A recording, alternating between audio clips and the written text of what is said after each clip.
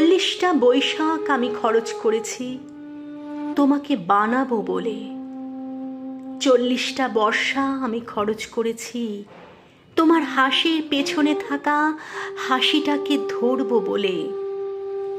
40টা ফাল্গুন আমি খরচ করেছি তোমার গ্রীবার অহংকারকে চুম্বন করব বলে। আমি কুমোর পাড়ার কুমোর, পুজোর সময় তোমার পায়ের কাছে আমার নাম লেখা থাকে। শিল্পী প্রশান্ত পাল।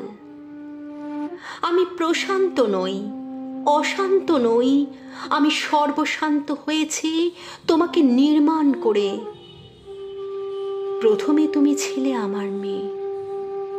বিচুলির জানু যখন ধীরে ধীরে মাটির জাহ্নবী হয়ে উঠত, বিচুলির স্তন যখন হয়ে উঠত পাথরের মতো সর্বভূতে সুসংস্থিতা, তোমার চোখ যখন হয়ে উঠত আমার মেয়ের চোখ, তখন আমি লোভ বর্জন করে হয়ে উঠতাম মেয়ের বাবা। তোমার পিঠ বানাতে বানাতে, মাটি দিতে দিতে আমি হয়ে উঠেছি তোমার গোপন প্রেমিক।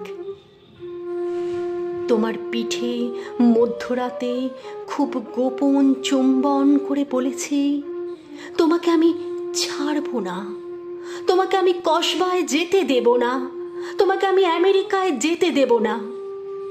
মাত্র ওই কটা ডলারে তোমাকে আমি দিয়ে দিতে পারি না। তোমার চুল যখন হয়ে উঠল নৈঋতের কালো মেঘ, তোমার চোখ যখন হয়ে উঠল অবগাহন, তোমার ঠোঁট যখন হয়ে উঠল ভাষান, কোনো দিনও আমি তোমাকে 10 হাত দিতে চাইনি, বাধ্য হয়ে দিয়েছি।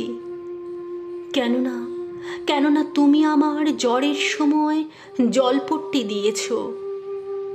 সেই দুটো হাতেই তুমি আমার মা, আমার মাতৃরূপেণ সংস্থিতা। তোমাকেই খোলা চিঠি লিখে গেলাম।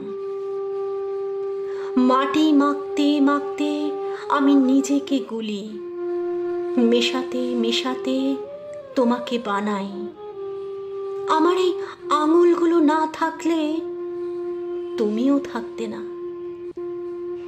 আমার 40টা ফাল্গুন, আমার 40টা বৈশাখ খরচ করেছি একবার চোখ ভরে তোমায় দেখব বলে।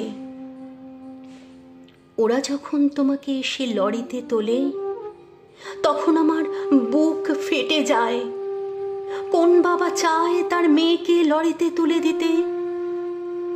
কোন প্রেমিক চায় তার পার্বতীকে লরিতে তুলে দিতে? কোন ছেলে চায় তার মাকে লরিতে তুলে দিতে? আমি শিল্পী হতে চাই না, নাম করতে চাই না। ডলার যা পেয়েছি ফিরিয়ে দিলাম পৃথিবীতে। আমি তোমার নৈঋতের কালো মেঘ হয়ে থেকে গেলাম। ইতি প্রশান্ত।